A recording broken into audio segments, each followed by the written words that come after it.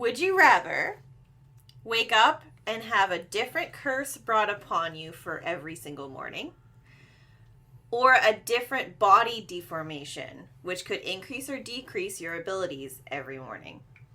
Curse. What kind of curse are we talking? Because, like... That's like, I didn't care. Curse. No, because some curses, it's gonna rain on you all. You're gonna have wet feet all day. Like, okay, yeah, that sucks, but I can deal with it. Others are like, hey, crippling diarrhea. Like, I'm not about it. It changes every day, so any curse will come about. I feel like it would be a wild ride. I think I would love the chaos of that. I would do curse every day.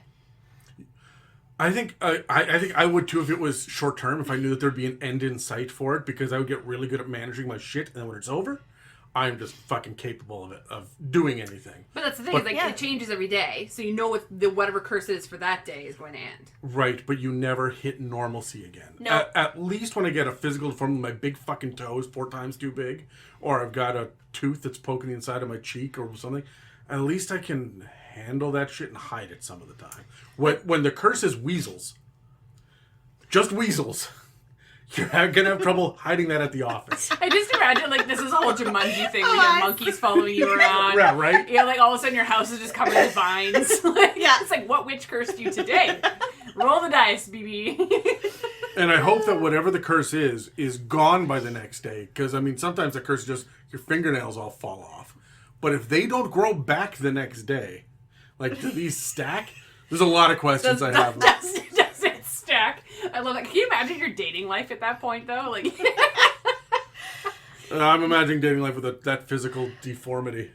I want to say the curse doesn't continue, but say if, like, you lost all your fingernails, like, you still have no fingernails the next day, but they're regrowing back. Okay, normal. all right. That's manageable at least. Like, everything's short term, but... If the curse is a level 1 curse, I'm cool with it, but it could be a level 8 curse. It and could. I'm not about that shit. Like meteors and shit. Mm-hmm. At that point, we're talking omens and apocalypses. Mm-hmm. Okay, so you would take I'm body taking deformations or the curses? No, I'm taking the deformities. Absolutely the deformities. curses. There are people that live every day with deformities and they can make it through. Yeah. So a lot of people that are cursed don't make it through the day. And you know what? I'm here for that chaos. Fucking day 1 sinkhole, bam. What a treat. Sinkhole, just as a treat. Yeah, I think I would take the body stuff. Because, like, I can look like a Fomorian. It's fine. Yeah. They make it work, Yeah, they do.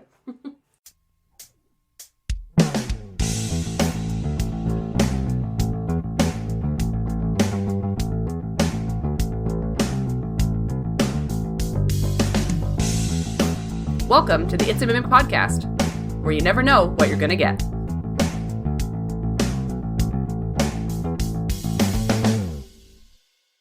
Welcome to another It's a Mimic episode, where we continue our conversation on monsters in Dungeons & Dragons 5th edition. I'm Megan, and with me today are Casey and Adam, and this episode is called Bigby's Giant Updates, Unseal-ing the Fey-ts of Fomorians. So there's a visual pun that goes with these. It's a spelling. Never mind. Fuck off. Yeah, I just had to really not say Bigsby. Bigsby every time. Well, good. In this episode of the It's a Mimic podcast, this panel of Dungeon Masters is going to look at Fomorians and the monstrous stat blocks in Bigby Presents Glory of the Giants. Before we go any further, did you guys see the original breakdown of like the monstrous question that I had lined up here before that I deleted before we hit record? Yes. Yeah, it was this super serious question about like beauty standards and stuff, and I'm like, all right. I like that you're talking to pretty much the wrong people for beauty standards right now. Physical deformities. We've agreed on this. Curses. I love curses.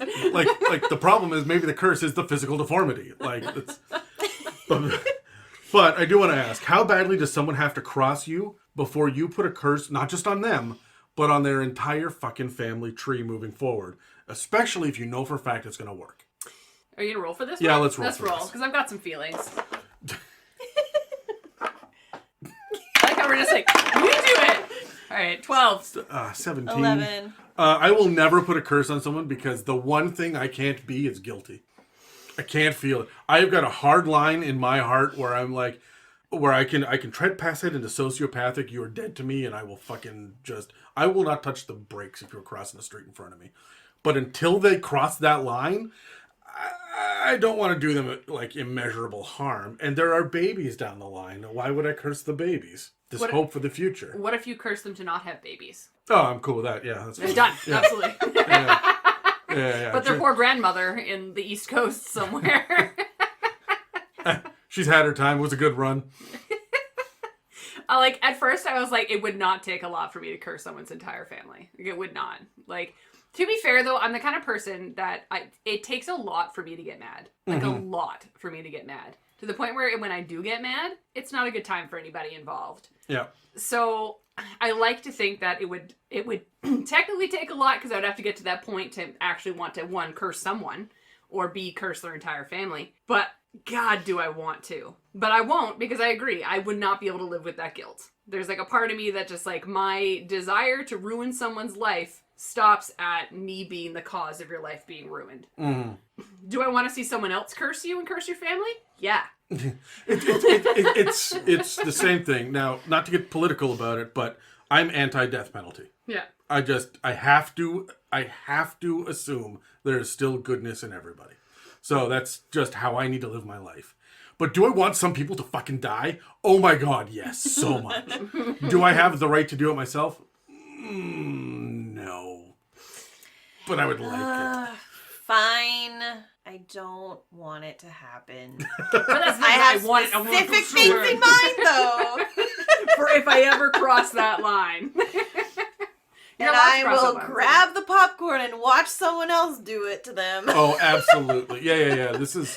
But, I'm so happy being in the front row, but I do not want to be the director. I don't want to be somebody's drama, but I would like to watch your drama. Yeah. I remember there was a conversation, like one of the times that the ladies in Mimic got together to drink that Adam had to pick us up from. Oh my God.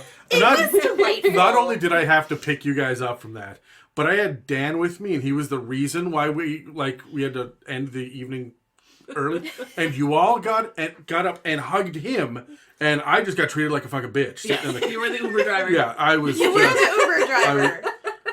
I was the chauffeur, the valet. Yeah, but there was a conversation that happened in that because like everybody at this point knows that I'm a very spiritual person, and everybody keeps asking me, "Do you do curses?"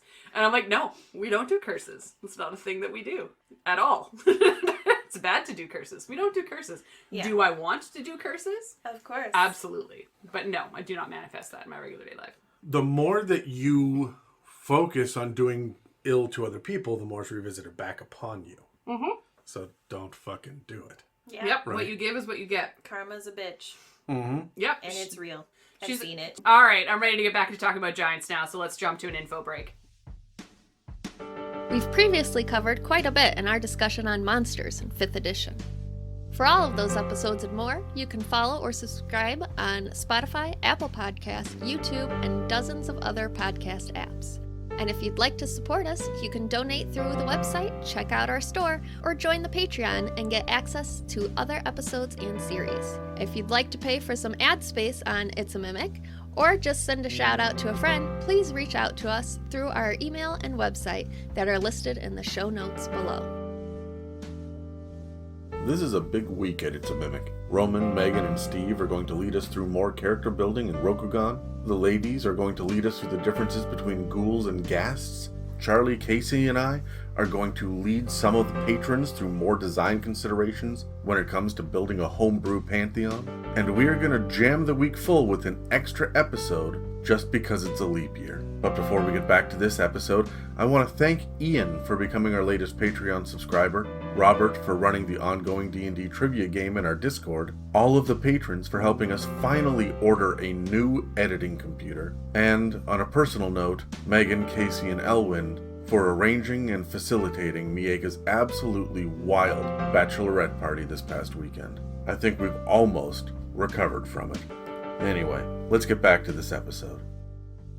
We've talked about Fomorians before, did we not? In an actual Giants episode? Yes, Yeah. and that's actually the thing that I want to start with is if you want a breakdown of just like the two of you going off about regular Fomorians, which you did for a good solid 25 minutes, if I remember correctly.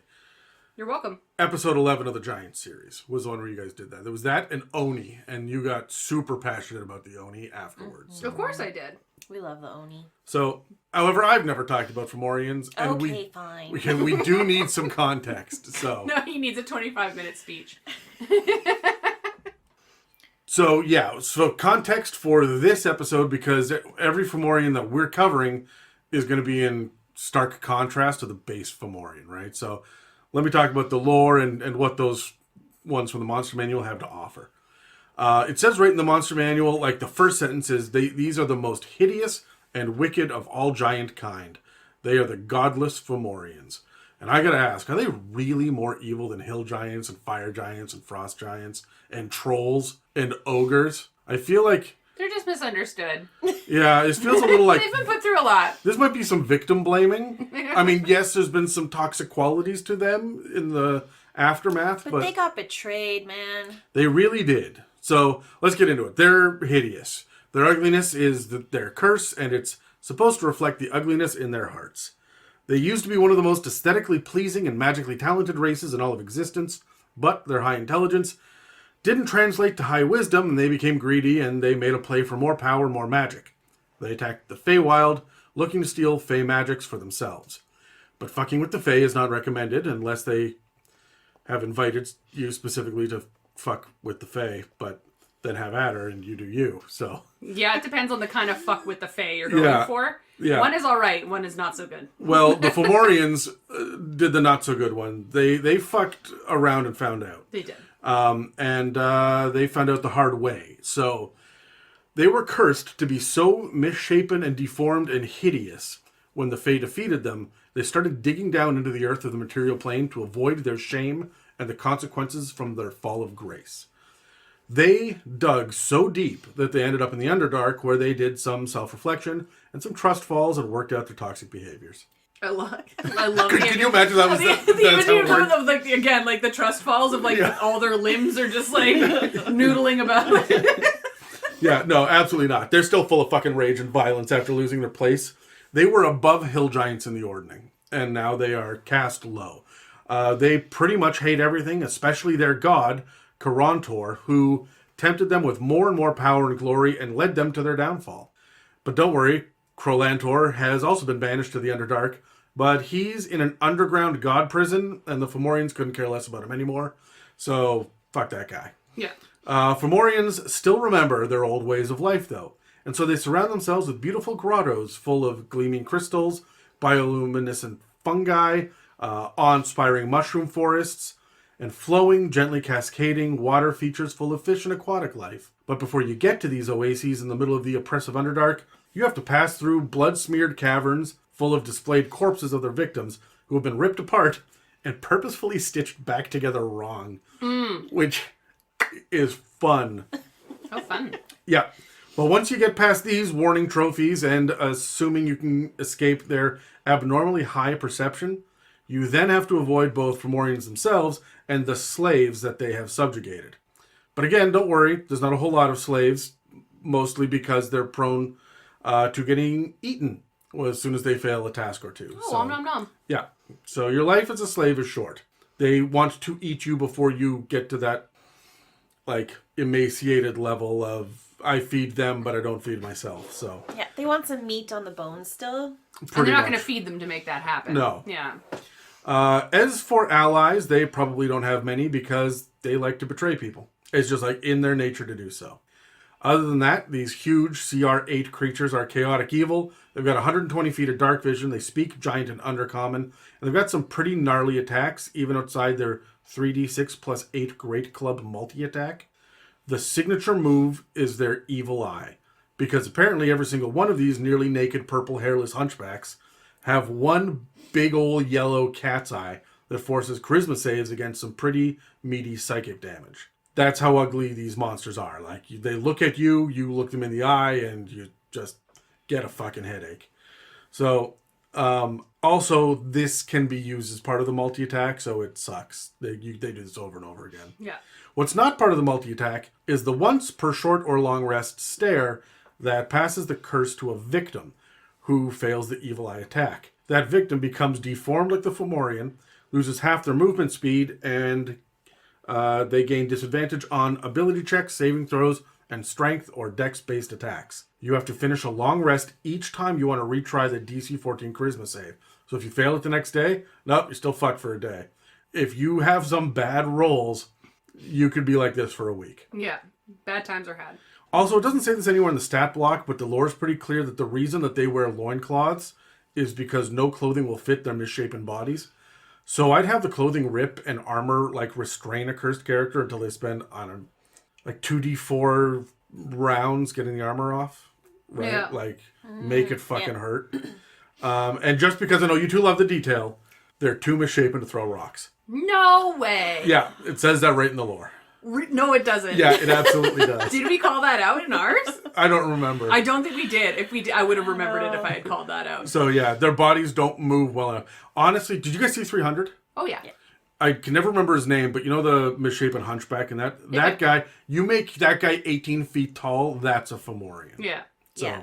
his And range he also of wears a movement was loincloth in that, so it checks out. bad. I believe that you know where every loincloth in popular media has been. You know what? Yeah. We love 300. For so many For reasons. so many reasons. Nope. Just the 6 in the very center of the torso. Woo! More like 12, but you know, you pop off, King. So yeah, that's Fomorians. That's our base Fomorian. That's what we get in the monster manual. Yeah. I love that. All right, so we are going to go over some very fun and popular new Fomorians, some found in the new Giants book. Are we going to roll dice to see who goes next? I want to do that. We're going to do it? Why'd you take the yellow one? I wanted the yellow one. Because this is the color of the Fomorian's eye. I wanted it. Okay, well... Oh, God. Shock horror. I missed the box. Missed the tray, Casey. It's a dice tower. I don't know how you do that. I got excited. All right, I rolled a 19. I got Oh, 4. God, 2. See, the red die treated you well. You know what? That's fine. I'll go first. So I'm going to talk about the Fomorian Deep Crawler. So this one can be found in the Bigby Giants book. So now that we know a little bit more about the Fomorians.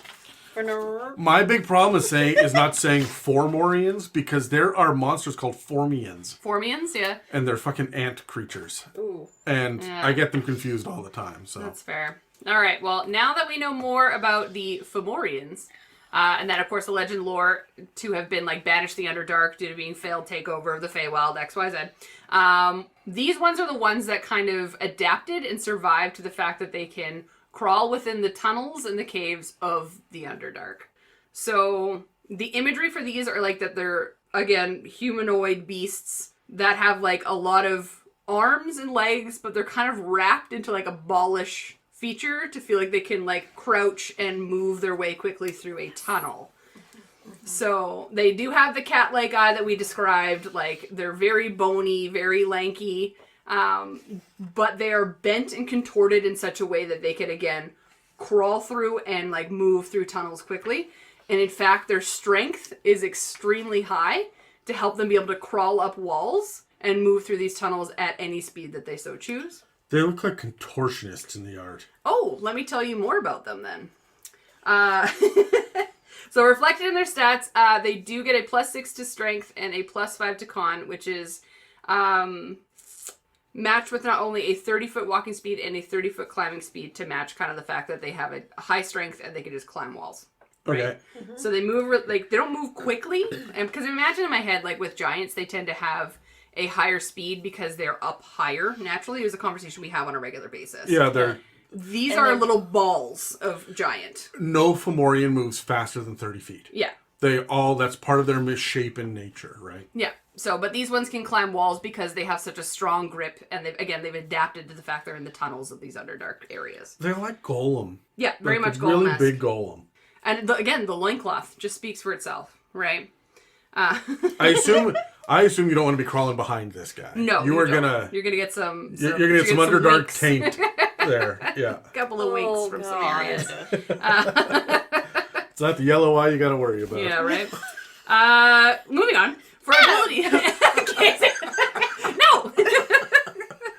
So for abilities, they do have some neat things that tie into, again, the fact that they crawl and move among these tunnels, such as being a contortionist, Adam. It's written right in there. Hey, look what I did. So again, remember how I said they do have, like, they're just basically a ball of limbs? Well, this is how they use them. A Fomorian who is technically a huge-sized giant can fit into a space for a large creature without squeezing. Oh, cool.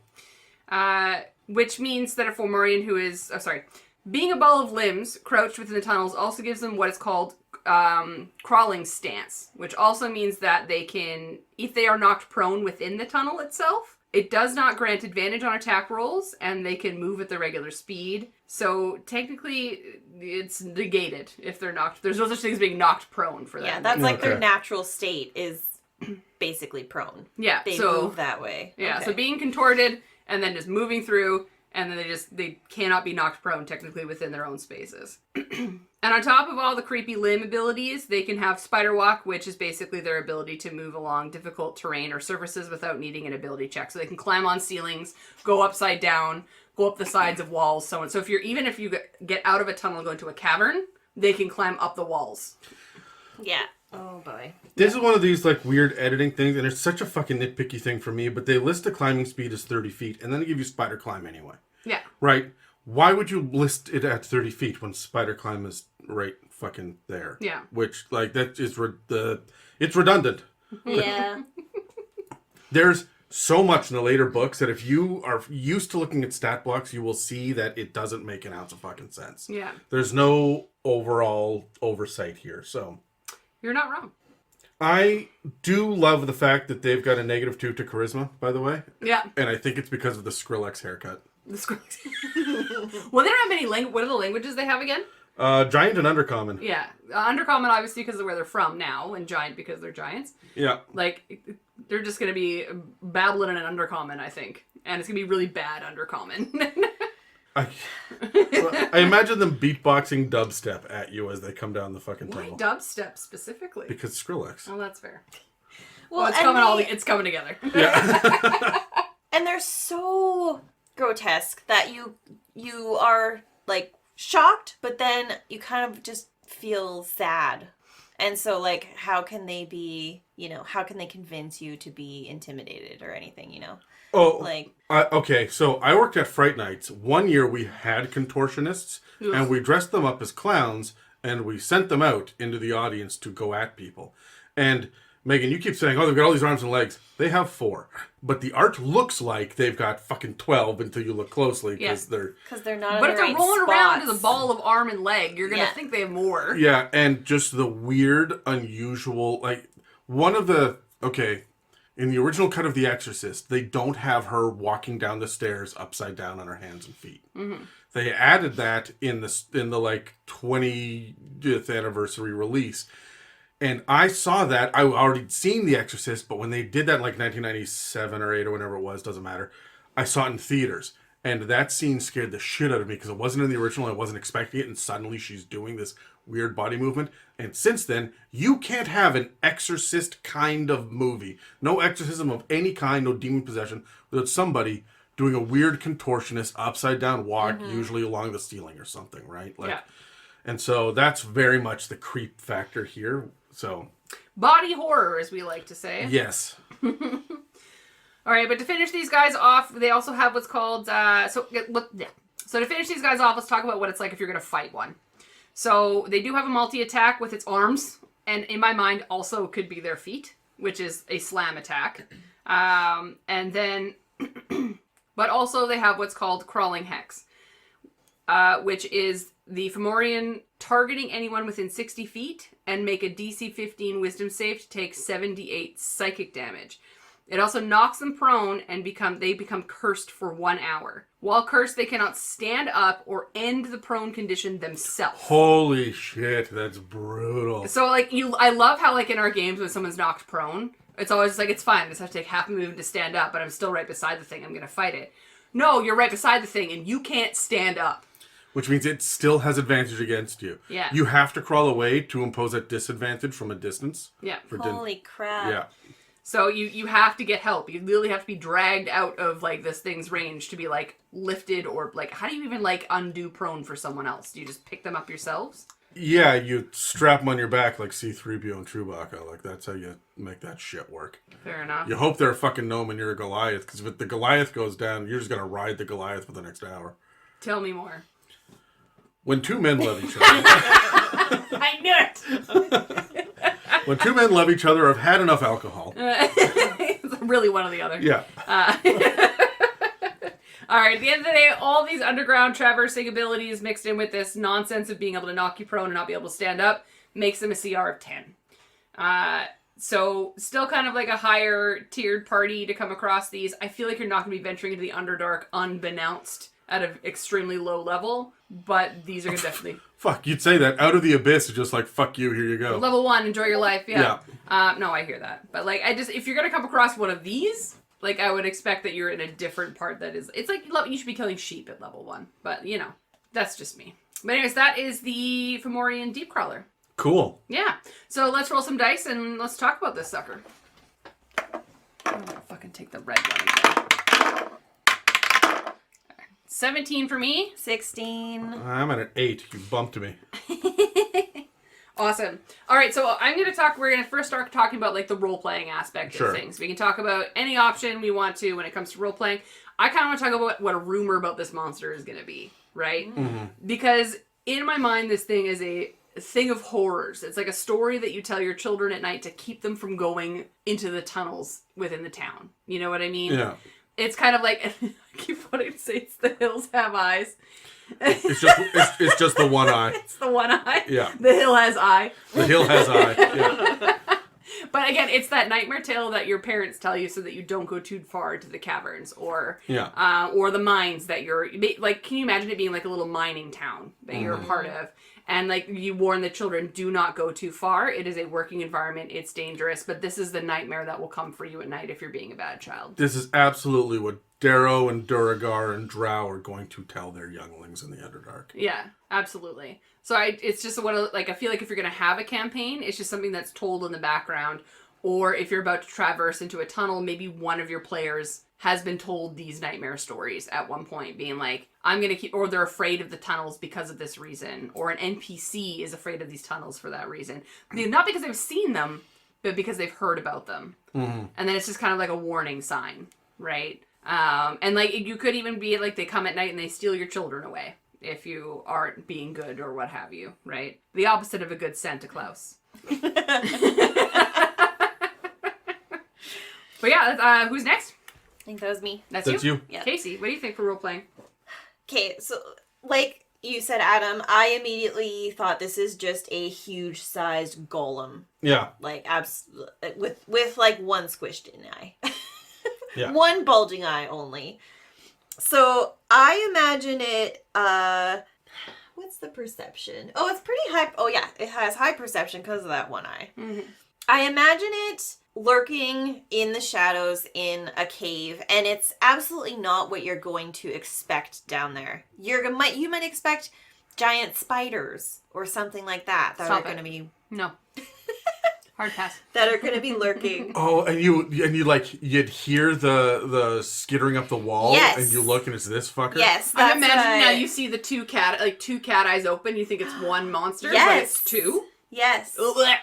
That's because because when they reveal Gollum in Lord of the Rings, like he's exactly this. It's dark, it's gray, it's damp, and he has these like his eyes are bulging and kind of glowing. And so I imagine if you can paint that picture of the first reveal of them, first the sound of them skittering, and then maybe even some mumbling in the Undercommon that you can't really understand. And no one is going to talk to this guy. No. Right? There's no social factor here. No. They are not socialized people because, like, you assume that they're just born to regular Fomorians and then fuck off on their own when they realize that they like to crawl through tunnels and they just become and this. they just disappear. Yeah. Yeah.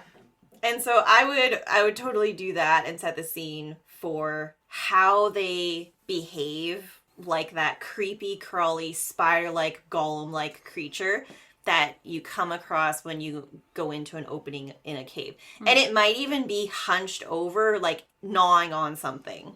And you're just like, what the hell is that? Yeah. Yeah. The thing about it is, like, it doesn't socialize. The very first thing, it crawls towards you with its yellow eye first, up front and center. That is the first thing you see. And what happens? Bam, curse. Right? Like, that's the thing. And then you're crawling, and it's crawling faster than you. And that's the horrible thing here.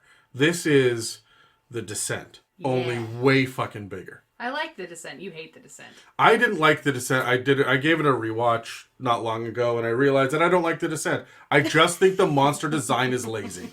Everything about it is great, but the monster design is lazy as fuck. So I can accept that. As far as role-playing goes, I think that these guys probably have a very rudimentary grasp on language in the first place. They've got enough intelligence to speak. They know 2 languages, but when was the last time they actually conversed with someone instead of just, oh no, oh no, oh no, and then screams and crunching noises? It's just a general lack of social skills. Yeah, because the very first thing they do is make you a slow victim and they catch up and they eat you. That's the thing, right? Yeah. So I can't imagine you're going to run into too many of these guys in a group. Unless you find a family of them. Do you think that they're originally Fomorians and that become this? Like, I'm looking at the artwork for it, and all of their joints are like red and they look inflamed, and I feel like they just have regular skin and they used to be regular Fomorians, and they're scraping their bodies along these corridors and shit, and it just over time they've just made themselves fit. Yeah, they just squeeze themselves in. They've learned how to do this. They're all contortionists because every contortionist was born a regular person, right? They just have the ability to, or they've developed over time and worked on the ability to become a contortionist. And sure, you want to be double jointed, that gives you a benefit or whatnot, but you can train that to a certain degree. Like, do you think that's what these guys are? Like, they just discover that there's tasty things down the smaller tunnels? Or do you think that they're their own subsection? Like, if they were to have babies, they would be born weirdly contortionistic? Yeah, or are they regular Fomorians that then they just fucking abandon because you can't follow us when you get a certain height? Yeah, that's fair. I think you could play it either way if you were a DM. Yeah. But anyway, I think it's neat to think that these, out of all of them, are going to be the least social. And they're not particularly social in the first place, but at least the regular ones are going to talk to their slaves. Right? Yeah. And they'll make commands and they will interact with each other. I'm not sure these guys will. No, they live in the darkness. Yeah. And I imagine they breathe heavily all the time. You hear the like rasp. through their nose, too. I don't know. Just because of the lack of, like, social understanding that it's annoying.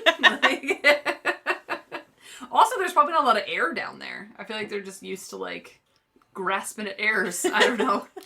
No, the Underdark is actually so big. There's so much air, but it's also got that weird, like, radiation down there as well. Like, there's a lot. There would be pockets of vacuums and shit, especially as water moves. Yeah. It'd be interesting. I would like these guys to have swim speed now. Ooh, well, they would, yeah. Okay. Well, no, I mean, let's talk about exploration then. So I'll start in the exploration pillar. I think that, to our point earlier, the fact that they crawl through the tunnels, if you as a group are going to be going into the Underdark and, like, taking a cavernous way through, you would be finding definitely, like, hand marks and crawling and, like, weird drag marks in strange areas. So, like, along the ceiling or along the sides of the wall, and, like, going in both directions. So if you do a good enough investigation check, you'll notice that it's, like, something traverses the tunnels in all directions. It's not like a one-way tunnel. They use these tunnels, obviously, to go back and forth, pick up things, move things around. But it would be impossible to tell because their feet could be backwards sometimes if that's the better hold. Right? Yeah, so it's almost like even if it was a one-way tunnel, you wouldn't know. Because their feet would be in one direction, their hand would be in another direction. And then it's kind of like the idea of trying to hunt one of these things would be next to impossible. Yeah.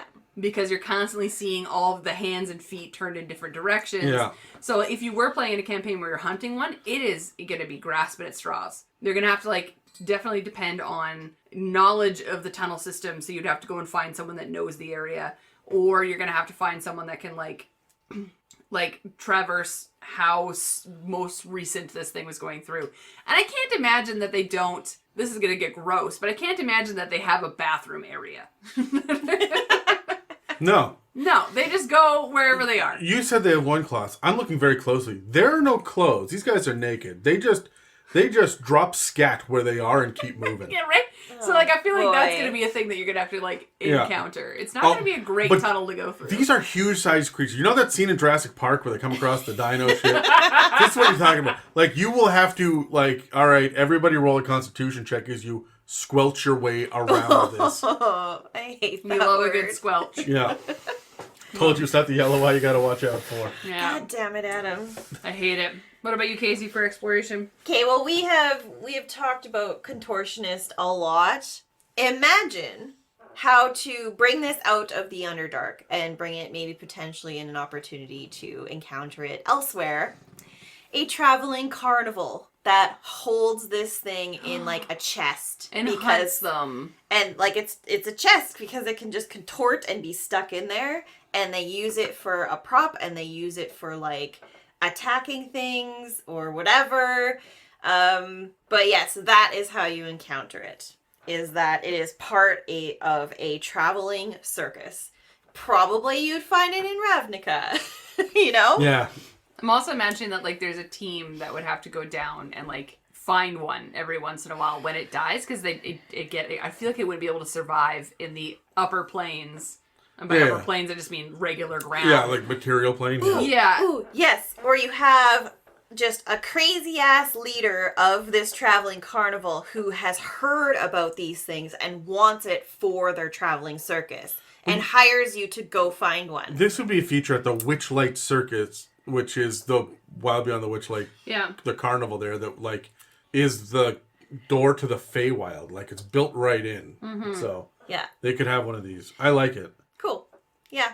Just an option to bring it so that you're not trying to figure out a way of your party going to the Underdark or, to find them. Yeah, find a creature Like, in, like to the regular encounter plane. them. Yeah. No, I hear it. I hate it, but I hear it, you know? So I've always wanted to cover this in an episode. We've never had the opportunity, and here it is now. In Van Richten's Guide to Ravenloft, there is a thing called the Bagman. The Bagman is an urban legend about an adventurer who sought to escape doom by abandoning his party and hiding inside a bag of holding. When he tried to leave, though, he became lost amid constantly increasing number of extra-dimensional storage spaces. Over time, the strange forces of this magical in-between place transformed the adventurer into a monstrous creature. Now, every night the Bagman slips out from a random bag of holding. If he doesn't find his home, he drags someone back into the bag with him and leaves behind some trinket from his hidden kingdom of lost junk. So, some say if you speak too loudly over an open bag of holding or whisper, "Follow my voice," into a magical storage space 3 times, the Bagman will come for you. Oh my god. I hate it. Here's what it looks like. Oh my god! Oh god! That is a thing of nightmares. Holy mother of I God. would use the Fomorian Deep Crawler stat block for this. As this contortionist's way out of the mouth of a bag of holding. Oh I want to do my a painting of god. that. That's amazing. I love it. I hate it, but I love it. Isn't that fucking terrifying? That is very terrifying. So... Very very relevant to the cause. So, very elephant. Very relevant. So that's my exploration thing is I want this guy crawling out of a bag of holding. Holy shit. I think that would be absolutely fucking terrifying. Especially because you would have like an arm come out and the elbow bends both ways. Yeah. As it feels around, like its hand is almost like a spider trying to find what it's looking for. I feel like it's the length too. Like you can see it coming out, and it's like it's twice the size of what your forearm would be because it's a huge, giant, right? Like it's huge. And then all of a sudden it gets to the elbow, and you realize that is where the elbow is, but it's like your height. and I love the idea, like the full elbow takes up the entire mouth of the bag of holding, and then you see another finger poke up beside the elbow, and another finger, as the other hand starts to work its way up and like birth its way out of the bag. No, it'll be a foot that comes out. It'll be a foot, and then it would just like full on, just like what? I hate it. I love it so much, but it's great. All right, combat ideas for these ones. So here's the thing. I want to talk about what it would look like when it dies. Just because, like... Does it curl up like a spider? Yes! Like, you know how like, it just, like, folds into itself. Yeah. And just, like, into, like, a little spider ball. And then it's just like, is it dead? Is it not dead? You can't find its pulse because it's just kind of, like, inside all of its arms and legs because it's, like, curled up to protect itself. Where it's just like, no, thank you. Do you think they sleep completely sprawled out like a starfish because it's the only time they're relaxed? When would they have time to be relaxed in the tunnels of the Underdark, though? Like they would find like they would find a crossroads of like 6 or more different tunnels. Yeah. And they would go right in the middle of it for their torso and spread a different limb out in each direction to just relax.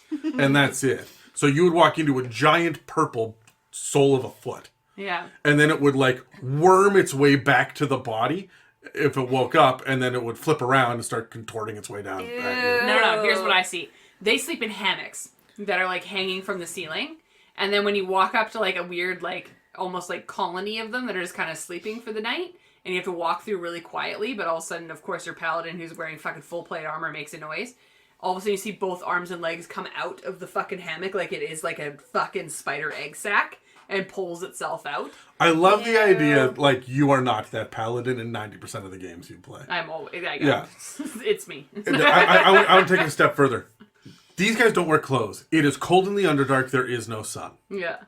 They sleep in a heap of themselves. Ew, There's just arms and legs just sticking out of the ball. Warmth. It's gonna be one of those spider things where you throw a rock into a room and they all scatter. Yeah. So like 18 of them just disappear. Oh, Lord. Oh. Moving on, Casey, any ideas for combat? Okay, so that. Whatever that was. Yeah. So you're walking in to a cave and there is 0. So first, okay, my first thought. We're gonna get to that one. This is a very simple, straightforward opportunity to have, a glimmer of something shiny deep down the tunnel, or the words. Something shiny down at the When end of there's the tunnel. absence of light. Yeah. And, to give a hint and foreshadow of something coming for you is like you see glimpses off of the one single eyeball. It's gonna be like the weird cat eye in the distance, like that green, like almost that you see. Yeah. So that's a pretty fun thing to fuck around with for your team. But then I imagine you get down the tunnel and it opens up, and then somebody makes a noise like the paladin, and then suddenly a ball with a dozen glimmering eyeball lights open up. Why does everyone look at me when they say paladin and makes noise? Traditionally speaking. How dare you? And what's even more terrifying is, sure, they might scatter initially, and then they all look at you and move towards wherever your party is. Yeah. Like, you are fucked, because they will use the crawling hex, or they will stare at their eye, and it will be disastrous. Free for all. Yeah. Let me say this. The very first thing that's going to happen is round 1, they immediately use the crawling hex, that curse, to knock you prone. That is the very first thing they do because that's available as part of their multi-attack. Yeah. Mm-hmm. Now you are prone. They move faster than you. So this is going to happen on their turn, and then they're going to run up directly on you while you are prone, and they will have advantage because you are prone with both of those attacks, and you cannot get away fast enough. This is their whole shtick. These guys are also sitting there with a whopping 23 strength. Their grapple is going to be able to, with the range, with 10-foot range on the slam attack, so I'm going to let them grapple from 10 feet away and pull you into the tunnel.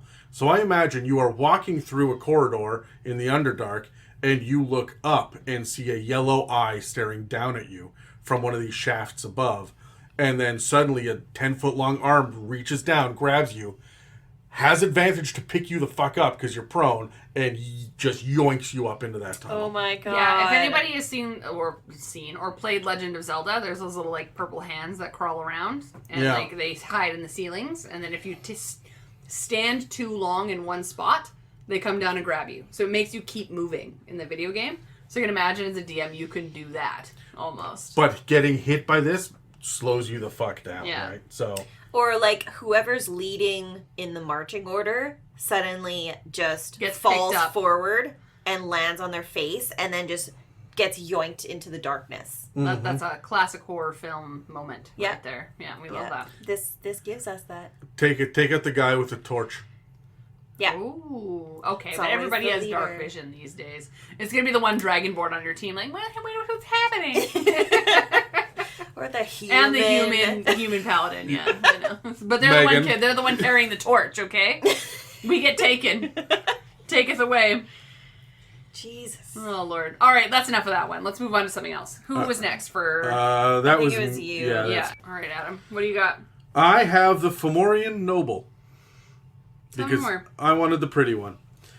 I mentioned before that Karantor was absolutely the wrong type of hype man for Fomorians because he led them astray. He was like, yeah, you can do it. Good for you. We can go. And then they fucking couldn't, and they got their asses handed to them by Fey. But it wasn't all Fomorians. It was just the ones in the material plane. Before his idiot plan was discussed, a handful of Fomorians had taken to plane hopping to find more power and knowledge, and they weren't a part of the curse that struck the others. These Fomorians are called Fomorian Nobles in Bigby Presents Glory of the Giants, but I assume they would have their own name for themselves, and they're going to be in different groups, so there would be almost like family subsets and whatnot, like you would have nobility. Yeah. They still display all of the arrogance and selfishness that their ancestors did. They are intelligent, huge-sized purple wizards with the basic proportions and beauty as elves. And while they do sometimes visit the material plane from their new homes in the inner planes, they could not care less about the Fomorians who are afflicted with the curse. They just say, well, that sucks to be you, moving right along. These are the fucking Lannisters of the Fomorians. We're doing fine, so we don't care about you. Yeah. They're CR 15, so it's a big jump up from the CR 10 Deep Crawler and the CR 8 base Fomorian.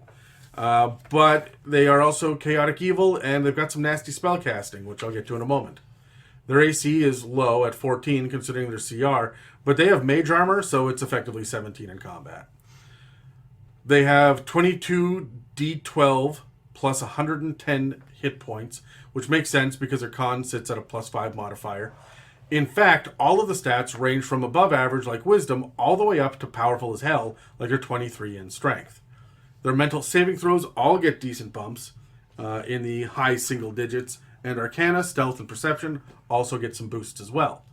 Their speed is only 30 foot per round, which makes them slower than all the other huge-sized giants, except the other Fomorians. All other Fomorians also have 30 feet. I would rather homebrew that these guys should have 40 because they're not afflicted with fucking weird movement body restrictions, so... Yeah, that's reasonable. They are immune to being charmed, and they speak giant and any 3 other languages you want to give them. Their multi-attack has 3 attacks with their rod, which does 3d6 plus 6 bludgeoning damage, plus 2d10 force damage, and their rod has 10-foot reach, so, you know, good for them. Great. We love a good rod. Yeah, good 10-foot reach on that. Their spell casting is Mage Armor that they can only cast upon themselves, Mage Hand and Prestidigitation, and they can do any of those whenever they want. Their once-per-day attacks include Chain Lightning, Cone of Cold at 6th level, Fireball at 6th level, Fly, and Plane Shift only for themselves. As a bonus action, they can target a creature within 60 feet that they can see and force a DC 17 Wisdom save against being charmed. That means that the creature can't attack the Fomorian Noble or target the Fomorian with any harmful abilities or magic. Also, the Fomorian gets advantage on social ability checks. The good news is that the charmed creature can repeat the save whenever they finish their turn or take damage. And once they save, they become immune to it for 24 hours to that specific Fomorian. But these guys, I assume, probably travel in groups. Yeah. Hordes of beautiful people. So this is where the charisma comes into play. It really does, yeah. So that's it. It's a pretty short and simple stat block, but they're really different than the other Fomorians. It feels different. Yeah. It really does. So let's roll some dice and talk about these. I'm taking the yellow one. You bitch. I know. I'm taking red. That's what I do. Oh my god, Casey, why? Can you keep your shit together? No. Alright, I got 14. 12. 9. Alright, so... 9! 9? Okay. I'm the German one in the room. And then, I don't know if I'm proud of that or not. Alright, role-playing aspects for these ones. So, I want to talk a little bit more about this role-playing tips for this one for DMs.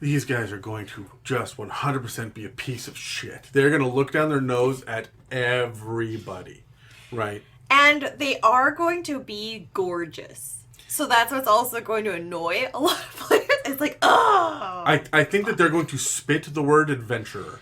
Like, oh, adventurers. Gross. You again. Which of the small people are you? So, and just like that kind of arrogant, dismissive bullshit all of the time. Because they were the smartest and the prettiest, and they went off, and when they came back, they realized that they were right. Mm-hmm. Yeah.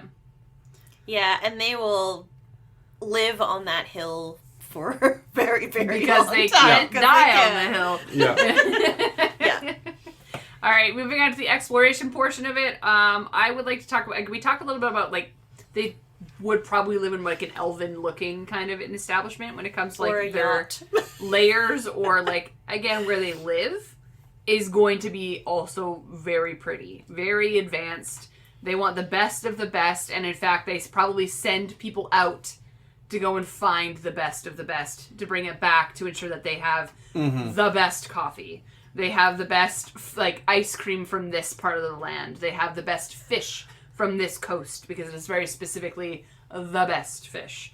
So I feel like that would be a great exploration piece, is that you find people within towns that are probably not even near where these folks exist, that are just grabbing the best of the best.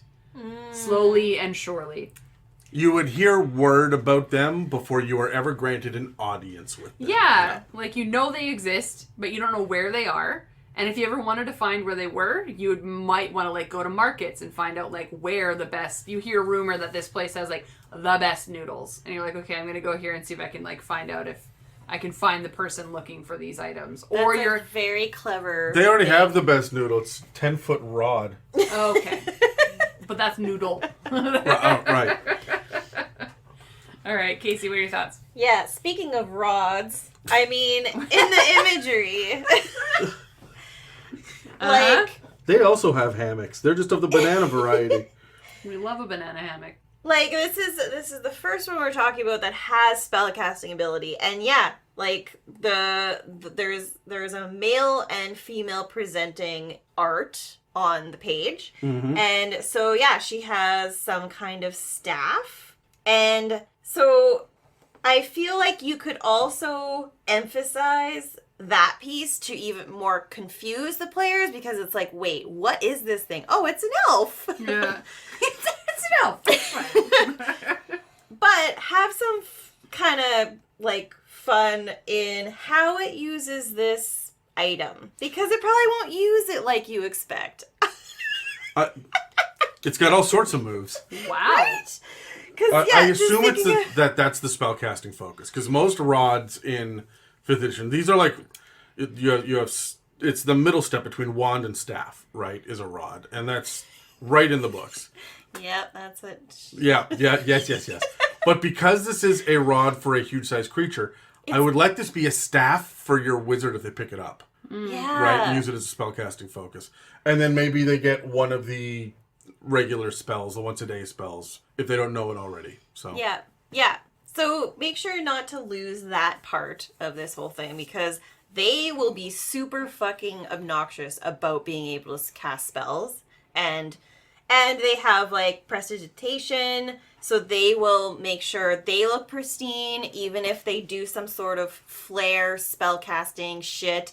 It's going to be over the top and just ridiculous. Yeah.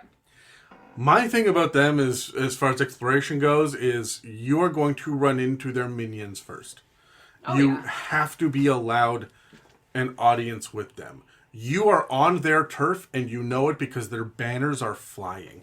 They're not people you just run across out in the world. You have to request, and they will be like, 3 Thursdays from now, we've got an opening at 2 p.m. for 45 minutes. Make sure you're appropriately showered and preened before you show up. Like, right. Yeah, So, thanks. yeah, the bard will be absolutely happy, and the barbarian's like, what's showered? What do you mean I have to wash my loincloth? Yeah, but again, well, every one of the other Fomorians have slaves. These guys have servants. Yeah. Yeah. Well, that's very true. For combat tactics for these ones, I'll start us off, as always, apparently, for this episode. I just think you would definitely play into the beguiling presence because they will not want... They're not going to fight you. They have no interest. They're bored of you. They're like, we are above you. I don't need to fight you. You're going to be charmed by me, and then I'm going to make my minions fight you. Mm-hmm. Right? So they're going to try and use their beguiling presence at first to kind of, like, quell any kind of fighting that might happen. So you were charmed by them. But if you're going to end up fighting one... Again, I think to Adam's point, they're going to have minions. They're going to have a small army that you're going to have to deal with before you even touch them. And by the time you get close to them, they're going to be gone. Mm-hmm. Right? They're going to retreat or escape or go to a safe house until you are gone or you are dead. So rarely will it do, in my mind, rarely would you have to get your hands on one. Yeah. They have both fly and plane shift. Yeah. Right? The moment you put mage armor on that, like, these are defensive spells. Yeah. Mm-hmm. Yeah, and in addition to that, so I imagine them, they're up in the balcony, like sitting on their fucking beautiful thrones, watching the chaos below them. Mm-hmm. And even all of their actual attack spells are AoE effects. Like it's chain lightning, which is not AoE effect, but chain lightning, you can go through a bunch of people. Yeah. Cone of cold and fireball. Like if that is their attacks for spells. So they are going to just throw that out there to the masses. They will not care if their servants are amongst that. And yeah, it's basically just to probably give them some entertainment and then some time to get up and walk away while we recover from the fireball or whatever. Mm-hmm. Friendly fire. I don't have friends, I have servants. Yeah. Exactly. It's just fire at this point. Yeah, honestly, their combat is going to be to just charm this problem away. Yeah. And when they can't, they will drop one of their spells to be like, sit down. And if you're still an issue, I'm leaving. Jeeves, please dispatch of them. Wooster. Kevin! Kevin! Oh, Lord. I love it.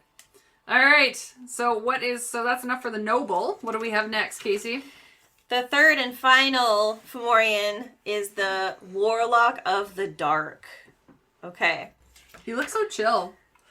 He has got real clothes. Yes, there is clothing here. I'm disappointed. Isn't it I'm delightful? also disappointed. But that is a big swiggin' club. Yeah. So, when a Fomorian makes a pact with entities from the Underdark, they can gain arcane power over shadows. And this makes them a Fomorian Warlock of the Dark. Despite having only natural armor, and thus an AC of only 15, these Fomorians have a hefty hit point average of just over 200, and plenty of unique attributes to make them harder to kill. Yeah. They have 30-foot movement speed, which doesn't give them any advantage, and obviously same across the board for all of these giant Fomorians. Yep. And their stat block is generally above average, with strength and con being their highest stats, with a +6 and +5 modifier. And their only below average stat is intelligence at -1. So does this compare closely to the stat block? This does compare closely to the stat block of the original Fomorian, but there is one distinct boost in charisma from a -2 to a +4 modifier for the Warlock of the Dark. Warlock? Can we guess what that means? Yeah, yes. Warlock, right? Yes. Warlock, charisma. There's going to be spellcasting, so we're seeing spellcasting again. So charming. So this one's a girl in the picture. I didn't even realize that. They could be a they, them. You don't know. It's true. I'm sorry for assuming. Nice cloak, though. It's the cloak that gets me. It's a good color. Mm-hmm. Yeah. So these are a CR of 12. And so that is slightly above the Deep Crawler, but not reaching the Fomorian Noble. Yeah. And far above the Fomorian Classic of CR 8. Additional stats that the Fomorian Warlock of the Dark has is Wisdom at +6 and Charisma at +8 for saving throws, and they are skilled in Arcana. They have the same dark vision of 120 feet, but have a lower passive perception of 16 compared to the base Fomorian that sits at 18. I'm not really from the imagery, it does have the prominent eyeball, but it's interesting that it has a lower one when it's at a CR 12. Yeah. But let's get into some of the unique abilities. So, it has Blood Rune. This is a sacred item in its possession that has a blood rune inscribed on it. While holding or wearing the item, the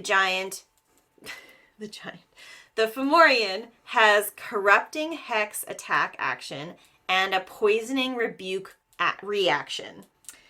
This item actually has its own stats, and so it can be destroyed. It has an AC of 15, 30 hit points, immunity to necrotic, poison, psychic damage, and regains all of its hit points at the end of every turn. So you can try and get rid of it, but it might be a little bit tricky because of that.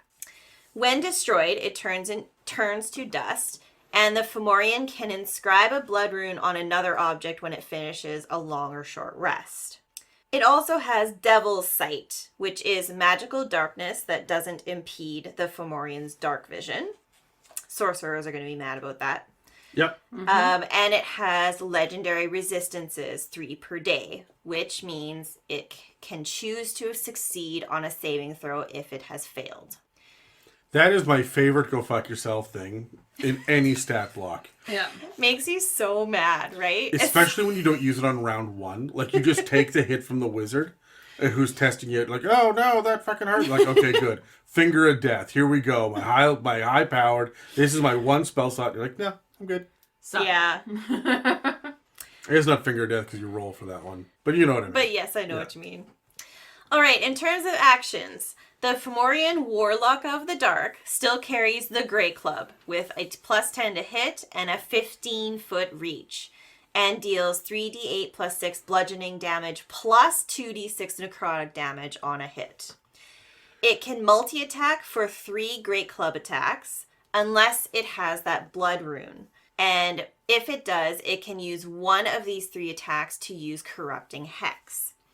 The Fomorian targets a creature it can see within 60 feet, and the target must succeed on a DC 16 Charisma saving throw or take 6d8 necrotic damage and become cursed for, my notes say 14 hours, I think 24. that's wrong. 24. 24 hours. 24, yeah. Specifically 14 hours. Yeah, I'm like, 173 minutes. Good luck. Yes, and while cursed, the target's speed is halved, and if it tries to cast a spell, it must make a DC 16 intelligence check, and if they fail, the spell fails. So this is one reason why if, say, the wizard or sorcerer of the party can discern it's actually using that blood rune as a potential focus or giving it more abilities to attack, you might want to direct attack towards that. Yeah. It also has Eldritch Burst attack, which is definitely cooler than Eldritch Blast. It is magical energy that explodes in a 20-foot radius centered on a point the Fomorian can see within 120 feet of itself. Each creature in that area must make a DC 16 Dex save or take 5d12 force damage and be knocked prone. On a success, the creature takes half damage, and that's it. So as you can tell, this arcane energy it has gives the Fomorian boosted magical abilities, but it also gives it spellcasting abilities, like we saw with the Noble. It can cast at will, detect magic, levitate, mage hand, and prestidigitation. It can cast once per day each detect thoughts, suggestion, and telekinesis. So note that those don't include spell attacks necessarily. Mm-hmm. Yeah. As a bonus action, the Warlock of the Dark can do Creeping Gloom. It has a recharge of 6. It can harness the power of that darkness into a 30-foot radius centered on a point it can see within 120 feet of itself, and each creature in that area must succeed on a DC 16 con save or take 2d10 necrotic damage and be blinded until the end of its next turn. Cool. So it's taking away abilities. It's jam. But I love it because it's a bonus action. You do this on top of your multi-attack. Yeah, totally. And then finally, as a reaction, with that blood room, like I mentioned, it can use Corrupting Hex as an action, and then it can also use Poisoning Rebuke as a reaction. In response to taking damage from a creature within 60 feet that it can see, the Fomorian forces the creature to make a DC 16 con save, and if it fails, it is poisoned until the end of the next turn. So I'd also like to highlight that while it does have a great club with a 15-foot reach and does decent damage, the additional arcane abilities include having targets make intelligence, dex, and con saving throws, and uses charisma for spell casting. So it has a wide range of impact on a party. But it's fuckier than that, because the reaction gives the poison condition. And poison condition. But the poison condition gives you disadvantage on saves, which is its whole fucking jam. Ooh, good point. Yeah. I missed that. Yes, so that's all. I mean, there's a lot. It's got a lot going for it, which makes it kind of tricky because it stands upright much more than many of the other Fomorians, but it still has those deformities, so it doesn't look like a noble. Yeah, I hear that. Yeah. All right, well, let's roll some dice. Let's talk about these guys. I'm going black again. All right, I got a 18. 2. Guys. Oh, we got a 9. All right. My Lanta. All right, Megan, take it away again. I'll start talking to myself here. So let's start for role-playing aspects of these ones. I would like to have a large, almost plot hook or adventure that you can have with these, because they do technically reside within the Underdark along with the other ones that were banished, obviously. All the Fomorians are born into the family in the colony that are these. And then if you are not added into the Warlock patronage, then you become one of the crawlers. And we take your clothes. Yeah, that works for them. You right? are stripped naked. Because it goes back to our original conversation of the crawlers. Is that do they exist as Fomorians and then turn into these because they just adapt to the fact that they crawl in the tunnels, or are they born this way after that? No, they're not born this way after that. They're born to the colony where these ones exist, and then the ones that get cast out end up turning into these crawlers, and that's where they now come from years and years later. So that they still continue to exist as, they crawl through the tunnels, bring things back to kind of maintain this economy that they've created below ground. Ooh, and I will go one step further on that. Am I next? Yes. No, I'm not. Damn it. Well, too bad. Taking it, she says. These could because these are not quite as powerful and challenge rating as the noble, but they do have way more similarities in spell casting and stuff to them, and they aren't as hunched over. They would see themselves as above. Yeah, they have clothing. They have clothing.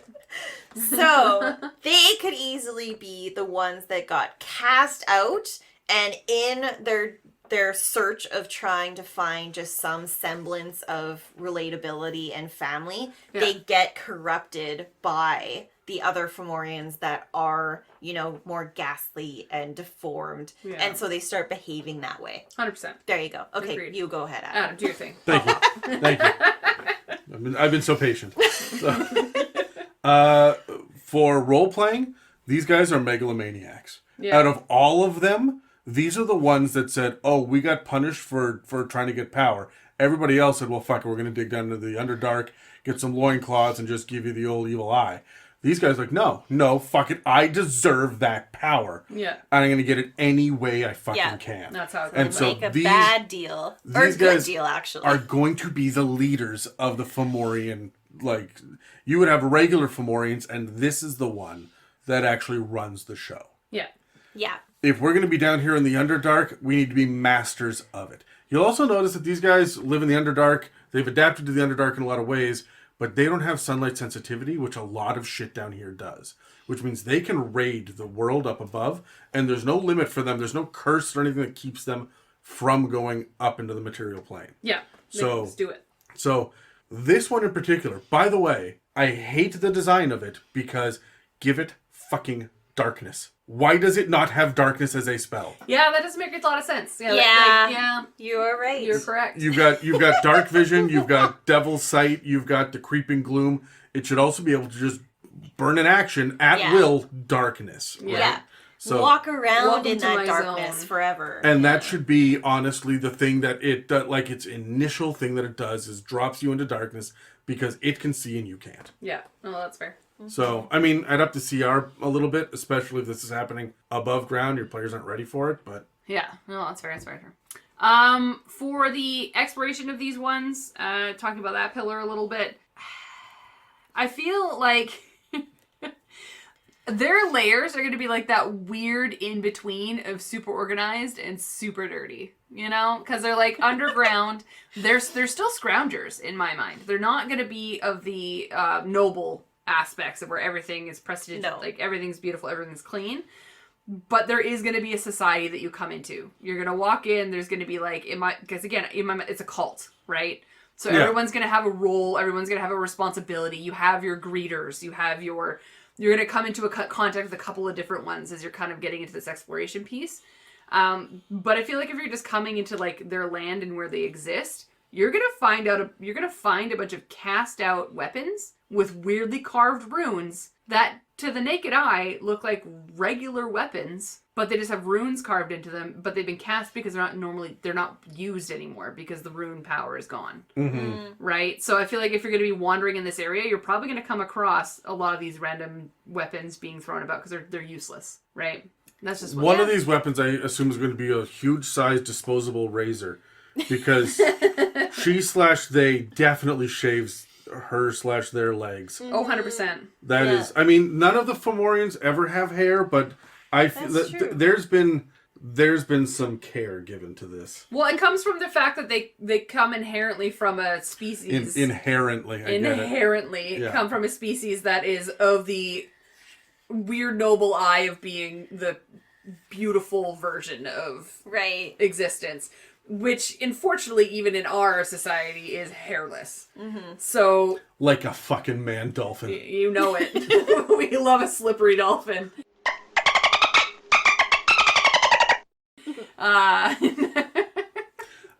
You're welcome. I wish I could make dolphin noises. That was the time. That was the time. Are you going to go find a dolphin noise to put in there now? I will, yes. We can try and make Dan make a dolphin noise. No, he just ends up spouting out his blowhole. I'm sorry. Casey, save us from this exploration. I'm not next. It's Adam. It's me next. Oh, Lord. I was going to say that was your exploration piece. We're done here. Okay, great. That's exploring something else about yourself. God damn it, Adam. No, the exploration for these guys is the fact that they are going to be in the middle of these shiny grottos full of beauty. They're going to surround themselves with it. And I think that because they are clearly just looking at them, the way that they're more upright, they're wearing clothes, they have got this little bit of power, they are reaching for that glory that they lost, right? And so they're going to surround themselves with beautiful, wonderful things and be absolutely malicious fuckers to anybody that fails them, right? Like, just the quickest to turn on someone. Yeah. Execution. So, I appreciate that they threw in something about runes because that is a big thing in, like, giant lore. Yeah. And so I kind of want to see them as, like, being a, like, one-off. They're not around any other Fomorians, but they're working for the stone giants or something that's where they learned to, like, intricately carve the blood runes on things. Maybe they're making more and they're doing deals behind the scene to give out these items that have the runes on and have some kind of power in them. And I like that they could potentially, like, I see them in the tavern in the town with, like, their cloak and hood up, where they're trying to be incognito, but then they're doing deals, and shady deals at that, with using their abilities and using their knowledge about runes to really fuck with people. Like, having their own blood rune item that they can, show off being like, yeah, I made this. Yeah. And then I made it. and then making one for just a regular warlock and it doesn't fucking work. And so they just like take people for their money and give out this shit that does not work because it's unique to their own innate abilities as the Warlock of the Dark. Yeah. And bringing them into more reality that way. Or more real, like, you don't have to seek them out, you might encounter them that way. Yeah. All right.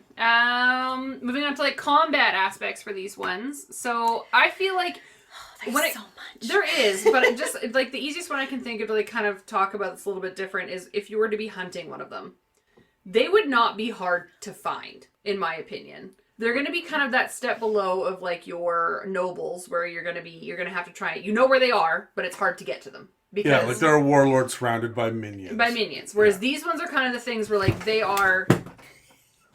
have a society that now thinks they're similar to that aboveness, so people know where they are, but it's easy to get to them because they want you to see their majesticness. They want you to witness how great they are. Whereas the nobles are more like the lines of like, we're above you, we don't care, I don't have to show off my powers to you. Right. These ones want to show off. They're going to have like enclaves of battle to prove who is the best, right? So they're going to be very famous, they're going to be easy to hunt and very easy to track down. And I think that of all of them, the nobles will hate them the most because it's a perversion of the majesty that the nobles actually have. Yes. Yeah. It's like a weird Kmart version of the nobles. Yeah. Stop it. Stop it. That cloak looks terrible on you. What about you, Adam? For combat, there's one thing that stands out here above everything else, and that is the fact that the Corrupting Hex does not allow you to repeat your save. Yeah. If you fail, then you are cursed for 24 hours. And there's nothing in it about if you succeed, you're immune for the next 24 hours. No. No. You could do it again on the next round. Yeah. Which means the very first thing it's going to do is use 2 Great Club attacks and then take out spellcasters. The whole thing is removing other spellcasters 100% from this. Because we have the Devil Sight, so I see through your magic bullshit. I have resistances, so I can just choose to succeed on shit. And I'm going to knock you down so that you have to pass a save in order to fucking cast a spell in the first place. Yeah, man. And then, once they've reduced them all to prone and crawling around like the little pathetic wizards that they are, this thing is going to start dropping Eldritch Bursts, right? So, Yeah. Ooh, and then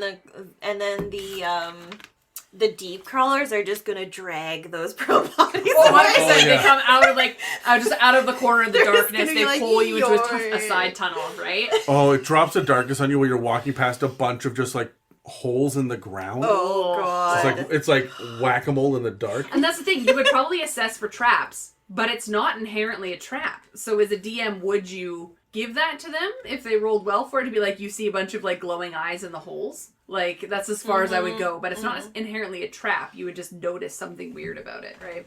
Yeah. So again, you want to get this poison on absolutely everybody as quickly as possible, Yeah. right? Unfortunately, you can only target one person at a time, but target the spellcaster. Yeah. Because you then need to hit them with this. You're going to take them out of the game. And everybody is a charisma-based spellcaster, so they're going to have a high enough charisma anyway to beat that Corrupting Hex. So you need to knock them down with a Constitution, and then hopefully negate their ability to beat that DC 16 Intelligence check. Yeah. Right? So your problem's going to be sorcerers, because they get the bonus to Constitution and Charisma saves. Yeah. Those Right. are the ones that they're going to be able to Negate this nonsense. to push back. So Yeah. but they're D6, so they're getting 2 great clubs to the back of the head. Fair. Right. So that's where I'm coming at with these guys. Also, it's utterly fucking ridiculous that it can't cast darkness. Yeah, Yeah. I agree. Well, and the spellcasting that it has detect magic, which I think will allow it perhaps to find the most powerful like entity and player to try and target it. Yeah. But it also has detect thoughts, suggestion, and telekinesis. So this is where also the arrogance comes into play. Like, Yep. I feel like it's going to if something poses more challenges, like that sorcerer does have those abilities to, like, you know, resist some of the stuff it throws at it, it's going to start using that and being like, you, come over here. I think you should join me and cast suggestion. Or talk in its brain. I think that's what telekinesis is, right? It's their version of charming. No. Of charming? No. Yeah. Telekinesis that's telepathy. Telekinesis is telepathy. is moving shit with your mind, right? Yeah. Oh, right. Okay, yeah. Like, I feel like it's going to then start doing fuckery like that because it has, like, that higher charisma. This is how you get rid of your sorcerer in battles with telekinesis, because they have to make a strength save. They can't. Against your DC, which is 16 in this. They're not going to be able to do it. And then you just fucking yeet them 30 feet away. Oh my god. And they get dragged across. Get grappled and dragged by a crawler. And keep in mind, they might be prone while you do this from the Corrupting Hex. So it's going to take them forever to get back to you. What a great time for these. So this is surprisingly powerful. If you can stack these up in the right order, I think the goal here is to split your party. Yeah. Agreed. Especially in a tunnel system. It would make sense. Right? Or have enough minions to distract half of them so you can absolutely fucking trounce one or two of them. Yeah, just trample. Do you Just think trample. the CR of 12 is appropriate with how much you can work with? I think if you're fighting with one, it's appropriate. I think if you're fighting with it and a bunch of minions in its own layer with a couple of them, it would increase the CR for sure. But if you're just fighting one-on-one, it's squishy enough and arrogant enough that you could probably down it. Well, the way that the CR works is this an appropriate level for a level 12 party? It's, this deadly for a level... Well, will a player character die at level 12? And the answer is no, right? If they're 12 or above, they're fine. If they're 11, one of them might die. Yeah. That feels about right. Yep, I feel it. Okay, fair enough. All right, final thoughts about any of the three? I like them. They don't all work well together. No, but they all... Like, in society, they work well together, but in their own separate societies. Yeah, and they also work really well. Each of them are fine with the base Fomorian. Yeah. Right? If you go back to the base, you can put any one of these in with them, and it's going to boost them up. You have to keep in mind that the base Fomorian will be the slaves of the nobles. Yeah. Right? They're going to be around all of the time as minions to these guys. Right? And the moment you start stacking Fomorians on, let's take the Warlock of the Dark, for example. That's CR 15. You put 2 regular Fomorians on there. That's a CR 17. Or sorry, it was 12 before. It's a CR 17 now. You put 5 or 6 of them on. You have a decent fight against your party in tier 4. Yeah, that's very fair. All right, well, we're near the end of the episode, so that means it is time for a quick info break. If you've been inspired by the conversation in this episode, please feel free to reach out and share your creativity and ideas with us and the rest of the community. You can reach us on Facebook and Instagram or on our subreddit, r/itsAmimic, where we keep a place for you to ask mailbag questions as well as our episode guide. Also, if you're feeling particularly generous, please follow and subscribe and leave us positive reviews, likes, and comments. Engagements like that help us pop up on search engines and keep this show running. Okay, so Fomorians. What wine are we drinking? So I looked it up because I wanted to see if I could find one that was good for Fomorians, because when we did the Fomorians episode, we were talking about other things. So it was a very non-connected bottle of wine. There is a wine called FOMO, which technically stands for Fresh Out of Moscato.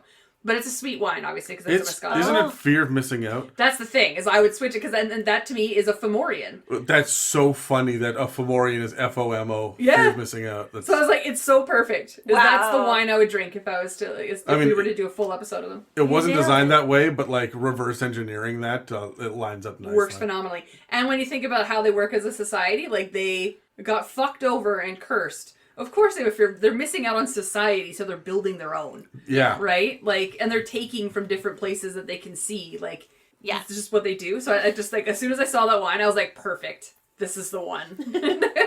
Cool. Incredible. Anyway, that is all for this part of our discussion on Fomorians in D&D 5th edition. Please take a second to engage with a like, follow, comment, and review to help push our engagement. And don't forget to subscribe to find future inspirations for your campaigns. If you'd like to support us, we have a store with some merch and a donate button on our website, www.itsamimic.com, as well as a Patreon. This episode and others can also be found on Spotify, Apple Podcasts, YouTube, and other podcast apps. Thanks for listening to It's a Mimic, where you never know what you're going to get.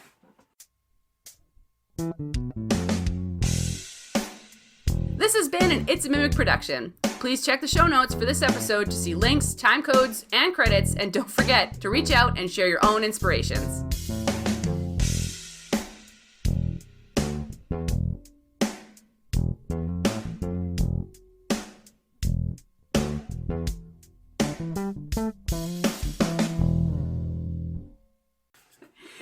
For abilities, they do have some neat things that tie in as well. You gonna be alright, big guy? I'm gonna swirl my beverage. Just because Dan's here doesn't mean you have to channel it, you know?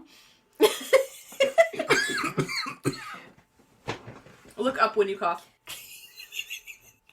When you cough. You don't. It forces whatever's in your throat out. I've never heard that before. Well, when you swallow a lot.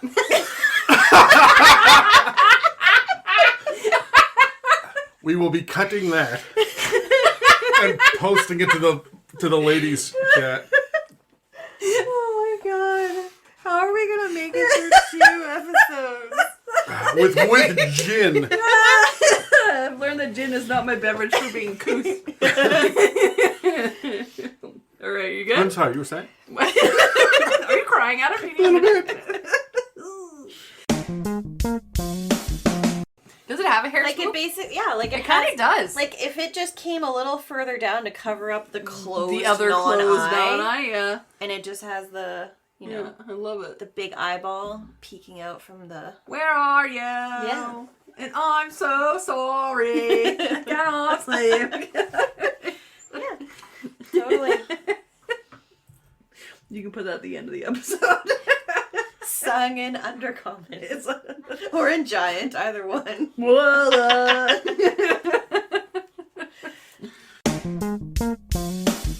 Oh, God. This episode is brought to you by gin. Well, that's it.